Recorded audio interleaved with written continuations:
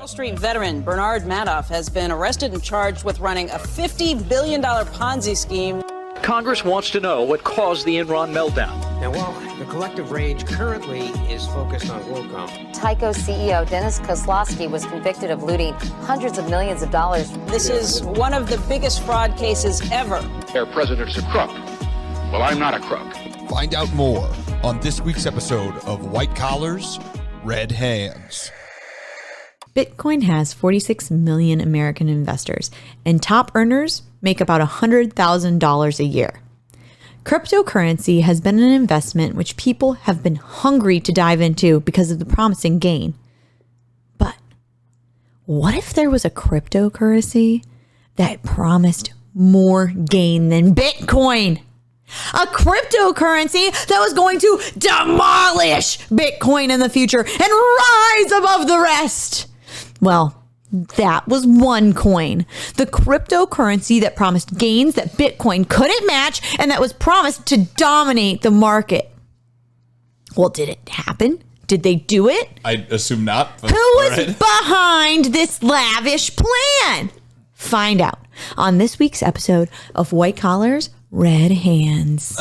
Excuse me, if there was going to be a next cryptocurrency boom, it would be in cummies. Huh? I hate this. It's the crypto coin made exclusively for porn sites, and it's called cummies. I hate that. I've divested my entire portfolio into cummies, so please keep my children fed and buy cummies, please. I'm joking. I don't have children. All of my assets are in cummies, though. All right, and on that, welcome to another episode of White Collars, Red Hands. This is... I'm Kashan.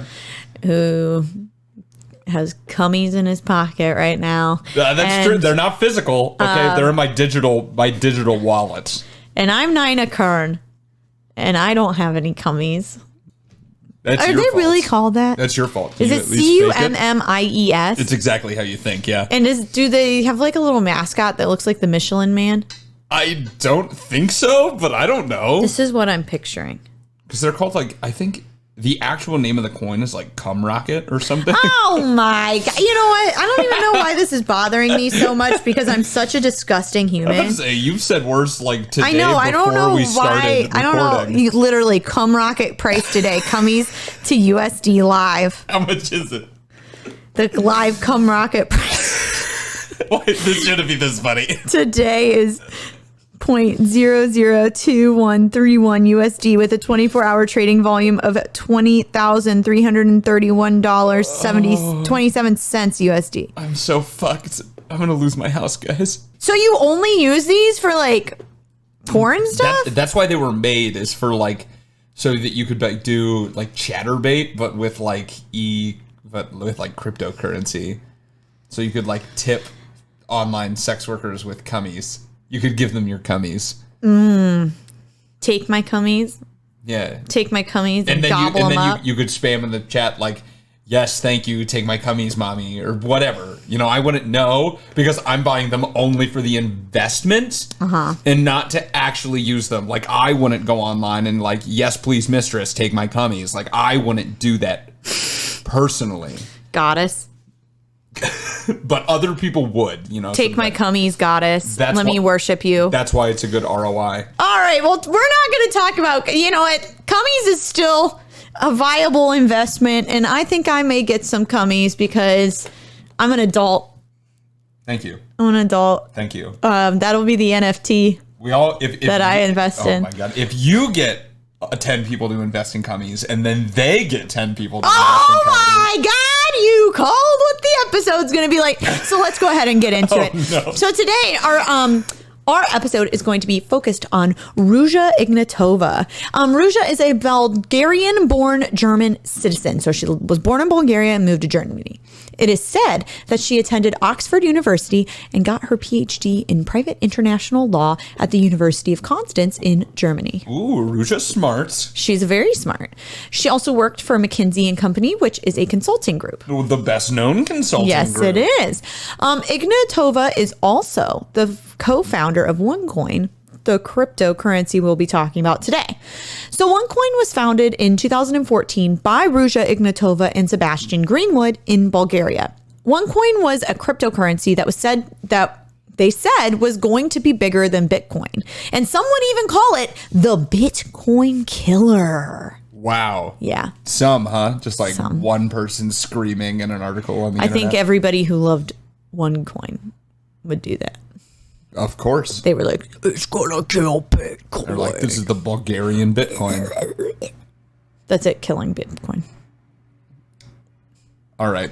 That was the cummies gobbling up Bitcoin. Uh-huh. Yeah. I don't think cummies gobble. I think that usually goes the other way, but that's fine. They gobble the cummies? Oh, yeah, that makes more sense. Anyways, Ignatova would say that traditional banks and government had too much power over currency and that there needed to be a democratization of money. Yeah, I have to own all of it. Yeah, and that people needed power over their money. Specifically me as the people. It's me, Ruja, taking your money. Wow, you are terrible at a Bulgarian accent. I don't even know what a Bulgarian accent sounds like. Not that. I'll tell you that. That was offensive, but I just don't run into any Bulgarians. I think I know one Bulgarian. She's very nice. Her name's Julia. She's funny. Go look her up. Yeah, but if you can find her name is Julia. Very, very unique. She's a Chicago comedian, and she's one of the producers of this show at the Den Theater. Wow, this show at the Den. It's more specific, but still not anywhere specific enough. I could look her up right now, but anyways, I'm trying to plug Julia right now. Anyways, her saying all this, talking about the OneCoin and getting people to try to hey, you need to get this. It worked because people were still reeling from the 2008 recession. And Bitcoin had also been taking off at this time, so investors were hungry and looking for more opportunities to get rich. What year was this in? 2014. Okay. Yeah. OneCoin promised investors that their investments would earn 5 to 10 times more than what they originally invested. She would tell people that they were making history and that if you invested, you would be joining a family. Investors would join a community called One Life. So OneCoin had one life. Is this a cryptocurrency or a cult? Right. It gets super fucking culty. Investors would also join WhatsApp groups with insider info, and they would be told to ignore the outside haters. Okay, this sounds like a cult. No, it really, it honestly gets very culty, and a lot of people compare this to a cult. They're like, we're your family. Your family's not your family anymore. Stop talking to them. Don't listen to people who tell you it's wrong. Yeah, literally. Shut yourself off from the outside world. Yep. That's cult things. Yeah, it's literally cult behavior. They would also have their own hand signals that they would use when they greeted each other. Gang signs? Yeah. Shitty Bulgarian cryptocurrency gang signs? OneCoin. It was probably That's not what it was. It was probably something equally as dumb, though, to be honest. That's One Life. One Life. Or One Life. Oh, no. One Life. OneCoin. You gotta thank your fucking stars. We live on the north side of Chicago, because if we were on the other side, someone would shoot us through the window. Those aren't gang signs. For what you're doing right now. I know actual gangs. Actually, no, stop it. I'm gonna cut you off right there. Jesus. Okay. There are also OneCoin leaders who would mentor people and guide them on how to answer questions from people who are skeptical about the cryptocurrency. It really is a cult. They're a cult. OneCoin grew to 3 million investors in 3 years. Investors came from all over the world. And according to the Justice Department, between the fourth quarter of 2014 and the fourth quarter of 2016 alone, OneCoin generated 4.037 billion euros in sales revenue and earned profits of 2.735 billion euros. That's a lot of fucking money. It's a lot of fucking money. I don't think I've ever heard about this before today. I know. Which is wild, because it's a lot of money. It's a lot of money, and this is really weird. It's so weird, and it gets weirder. So Ignatova, this is how it would work. Ignatova would recruit, oh my God. So this is how it worked. Ignatova would recruit multi-level marketers, MLM, basically how an MLM works is you make a commission based off of who you bring in, and then you make a commission off of their sales, and then all the people that they bring in as well. So I bring on in, I can, hey, Kashan, you should come invest in OneCoin, and here's my wing, come under my wing, and we'll OneCoin this one life together. And then if he sells anything, then I make money off of it, and then he brings in his girlfriend, and then anything she breaks in, I'm making money off him and his girlfriend. Oh, so it's like if we were to put it, like, let's say in like a 3D shape.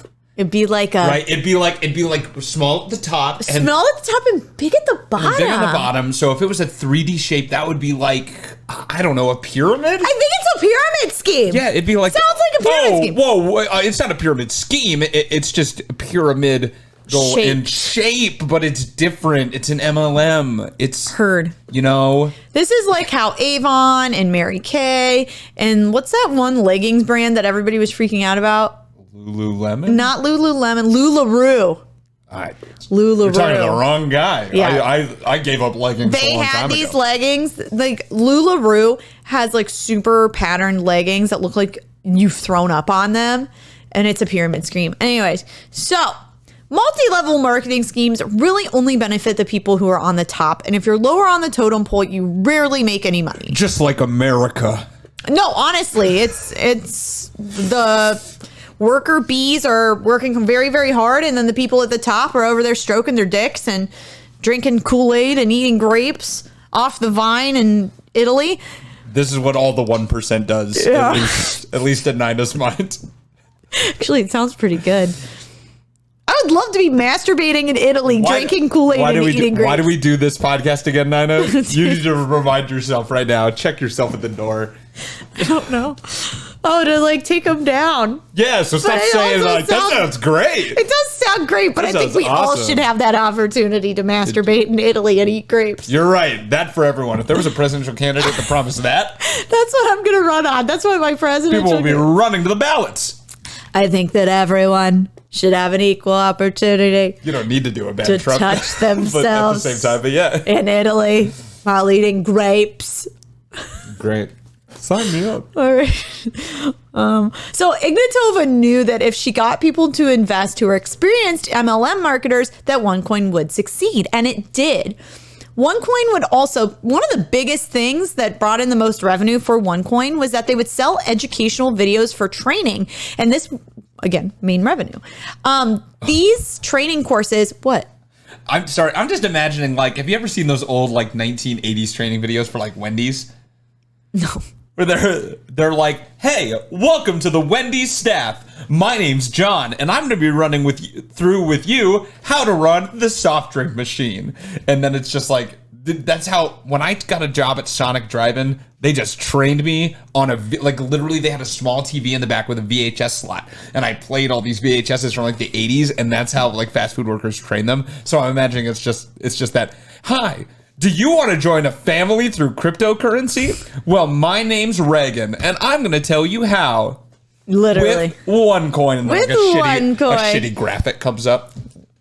I mean, that's basically what they were. And these educational videos would cost anywhere between 100 and 118,000 euros. And a lot of the videos were plagiarized.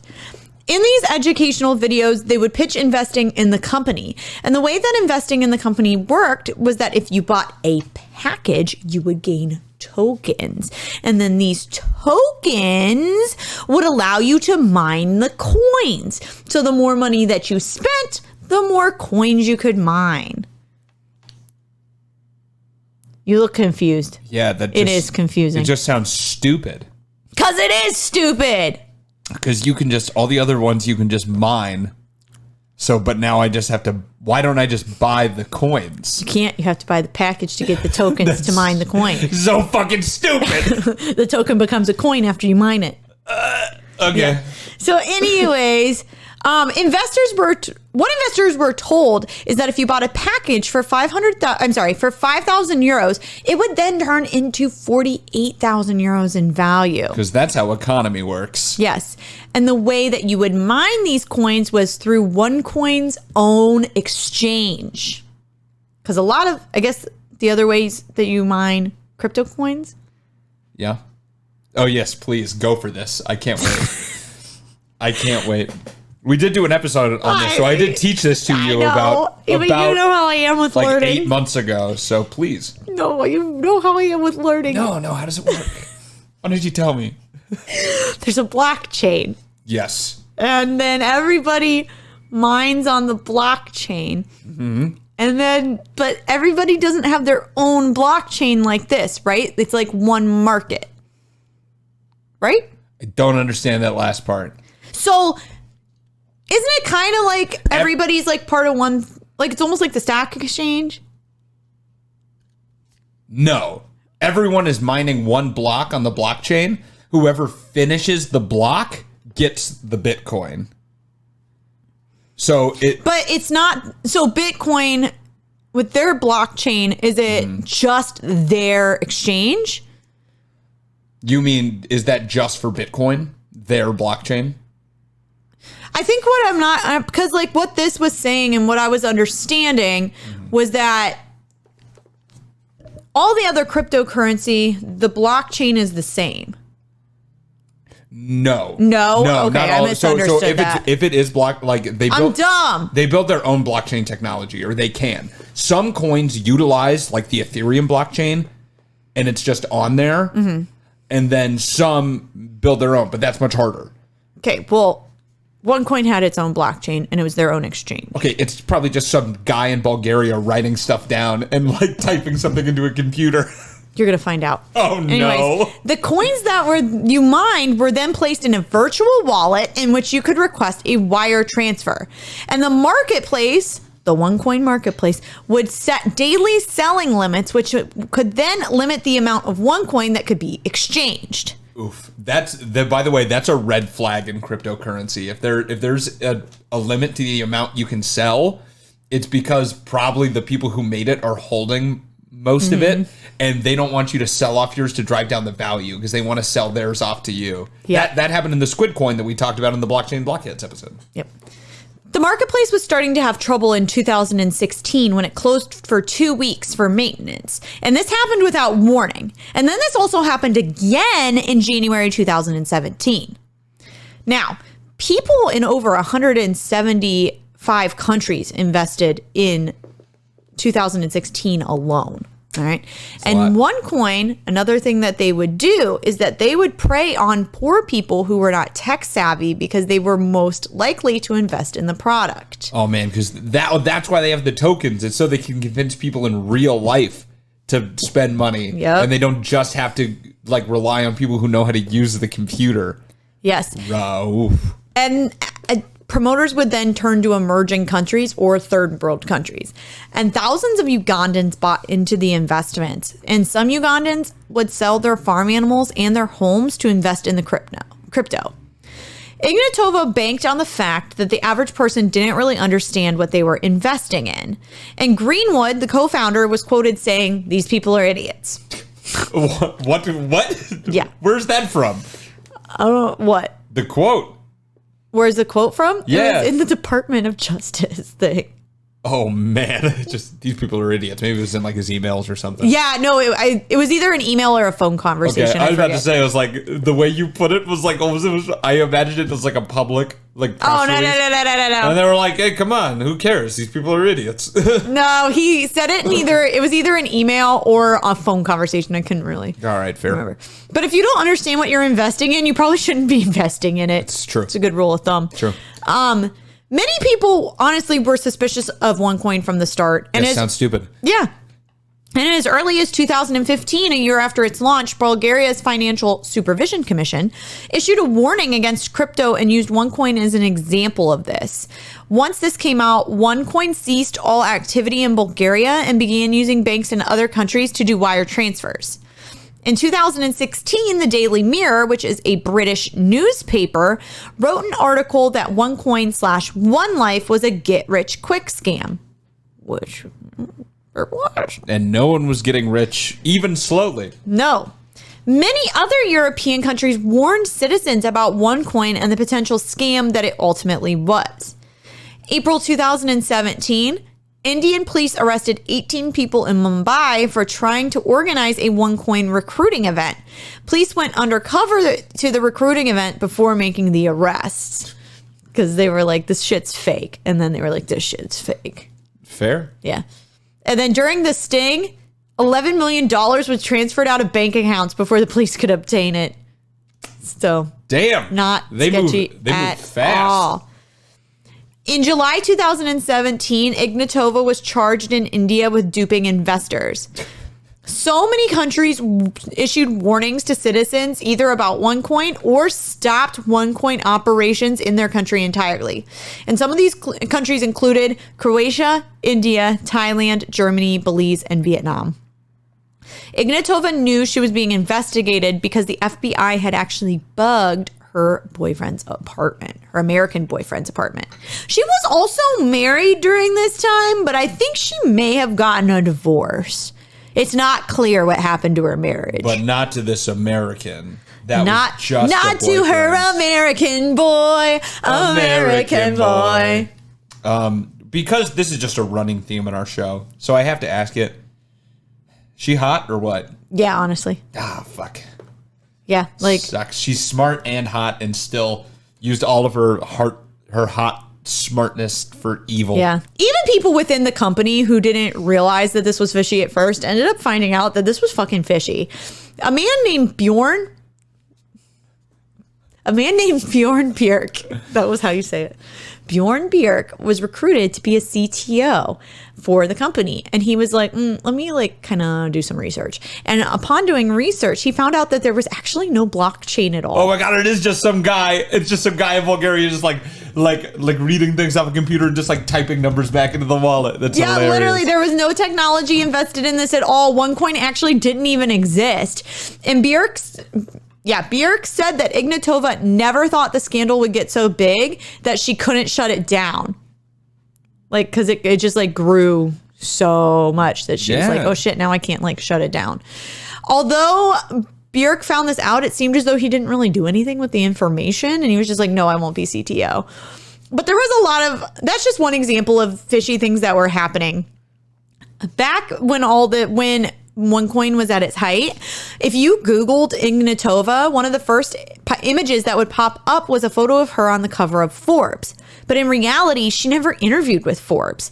She was in a paid advertisement in Forbes Bulgaria magazine, which was in the middle of the magazine.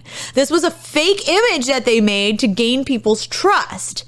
And they would openly lie and get away with it, about their company in general, and then just claim that it was fake news that was opposing them. Who cares this much about your stupid fucking cryptocurrency? Them! They made $4 billion! No, I mean, who's gonna run a smear campaign on you? The people who think it's fake. I mean, a lot of people were fake. Well, yeah, I mean, yeah. It is fake. You're right. But I'm saying, coming from them, if it's real, if it's real, you believe it's real, why would someone care so much to fake that it was bad? True. It makes no sense. No, the whole thing makes no sense. Ugh. So, this is where things get really juicy. Cummies. In October 2017, Ignatova was supposed to appear at a speaking event in Lisbon, Portugal, but she never made it. Dun, dun, dun. At this speaking event, she was supposed to be discussing on what was going on financially with the company because people really weren't getting the payouts that they were supposed to be getting. She normally was extremely punctual. She was known to cancel meetings if people were a minute late, but she didn't show up and no one could get a hold of her. People thought that she had been kidnapped by the big banks. Oh my God, all this conspiracy. Oh, it gets worse. Ignatova was last seen on a flight from Bulgaria to Athens, Greece. In 2018, it was rumored that she was murdered by a Bulgarian drug lord whom she was in business with. It was rumored that she was murdered and then that her body was decapitated and thrown into the ocean. They thought that happened. Okay. It was also rumored that maybe she wasn't dead and that she had extensive plastic surgery since her disappearance, which she could afford because she was loaded. So she got all this plastic surgery so that they wouldn't recognize her. That was what the rumor was. In a prior email to Greenwood, her co-founder, she had said that if they got caught, to take the money and run and blame it on someone else. Just the worst kind of people. Yeah, literally. Just terrible people. Awful people. Terrible people. She was missing. She's been missing for a long time, and she was added to the FBI's most wanted list in 2022. And the FBI also is offering a $100,000 reward for information that could lead to her arrest. And she is only one of 11 women who have been on the FBI's most wanted list. And the second FBI most wanted person that we've covered on this show. That's true. With the Wirecard gentleman whose name I always forget. And I do check in on periodically. Still at large. They still have not found him. Have not found that guy. Yeah. When Ignatova disappeared, OneCoin kept running. After Ignatova's disappearance, her brother Konstantin took over OneCoin, and he has so many tattoos and a tongue ring. He doesn't really look like a CEO. He looks like he would murder you.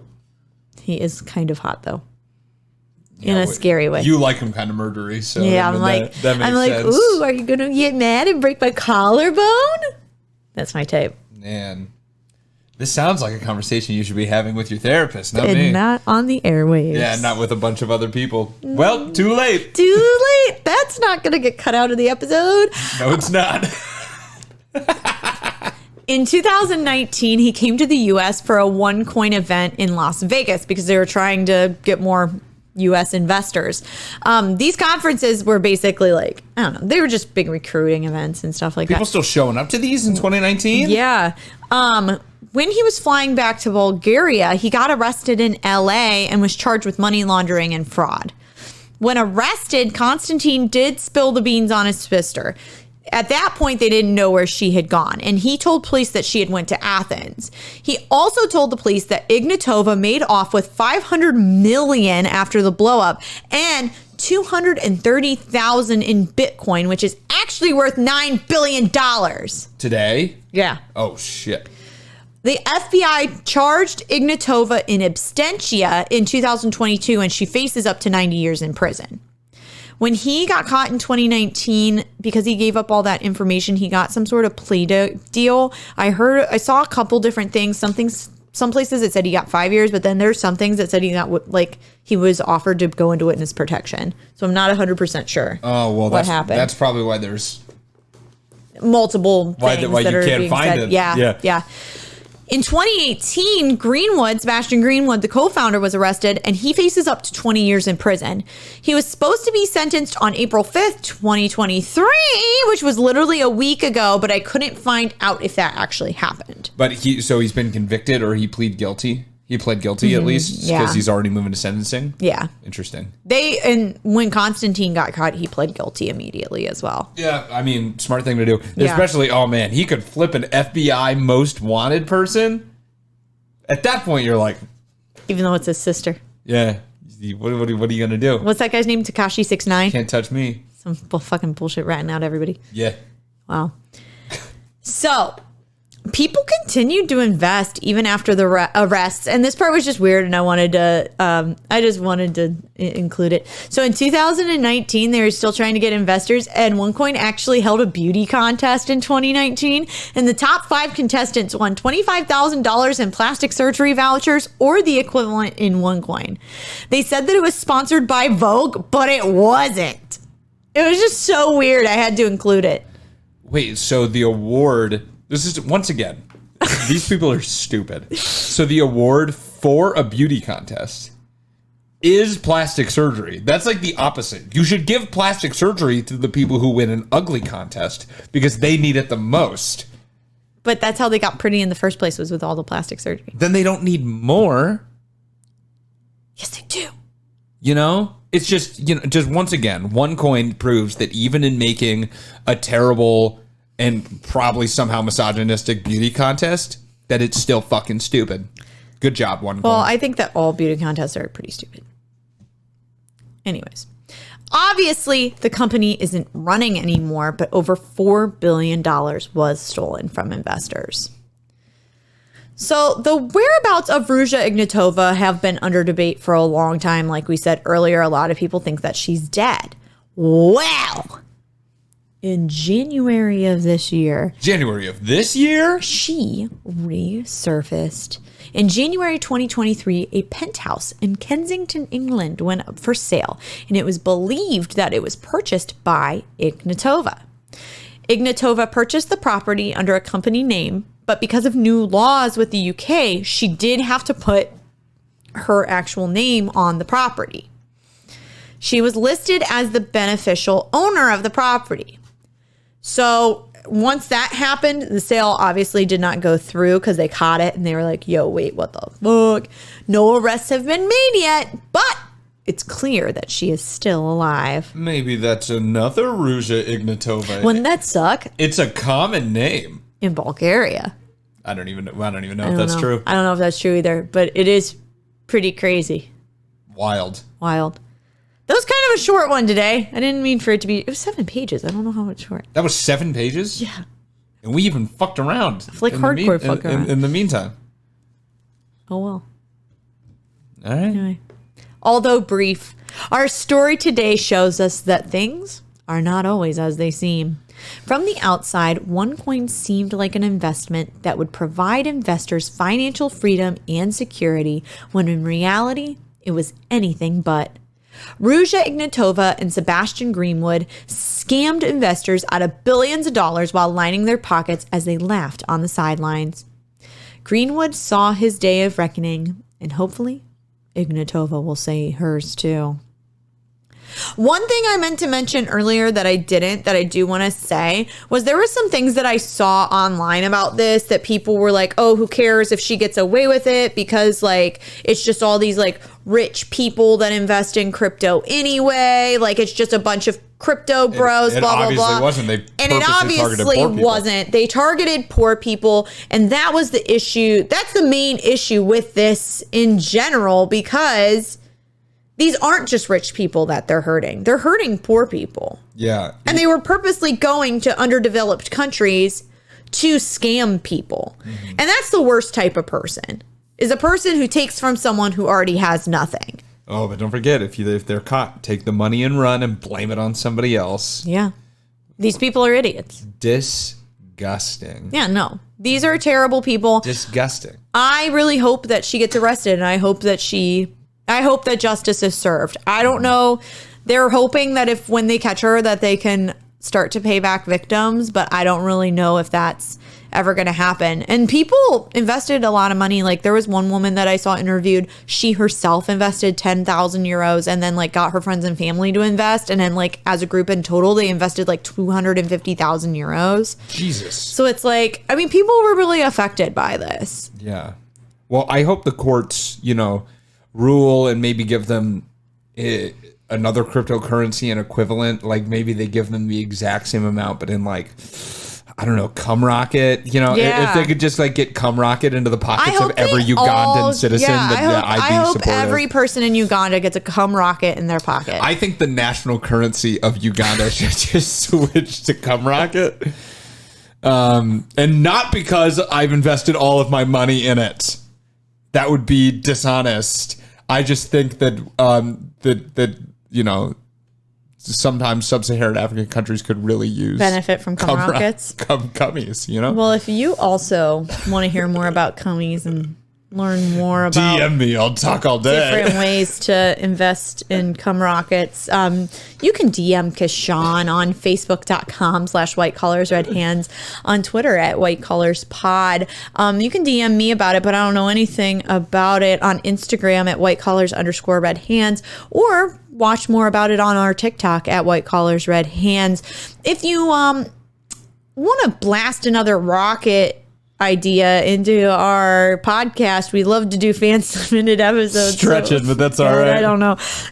You can always email us ideas at www.notinstagram.com, whitecollarsredhands@gmail.com.